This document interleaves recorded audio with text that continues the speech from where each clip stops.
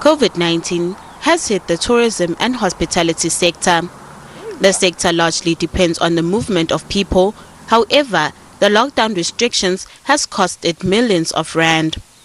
This has resulted in several businesses in the sector closing shop and leaving many without jobs.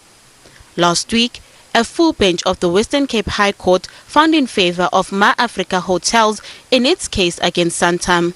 The court stated that the insurer is liable to pay the full business interruption claims, including the impact of the government's response to COVID-19. However, the company has appealed this judgment.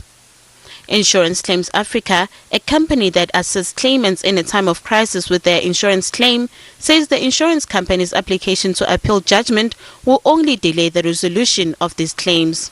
The insurers must pay for all the business interruption losses suffered by the insured due to COVID, including lockdown losses, and for an entire 18-month period, not the 3-month period that insurers were arguing. For us, a resounding victory. The disappointing part about it is that Santam have chosen to appeal, and that just kicks us into the next stage of the fight. I suppose, these insurers have got never-ending budgets when it comes to litigation, and unfortunately our clients do not. Our clients, are reliant on the courts and keeping, them honest.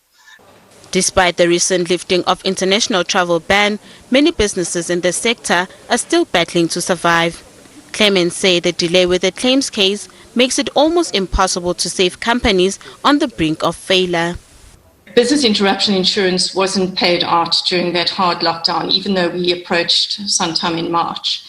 And so there was no income and there were still bills to pay. So that certainly impacted hugely the bottom line. We had to reduce salaries, we had to reduce staff, and we've had to reduce our offering. And clients are not that forgiving. The tourism and hospitality sector sustains over 740,000 direct and 1.5 million indirect jobs and contributes 8.6% towards South African economy.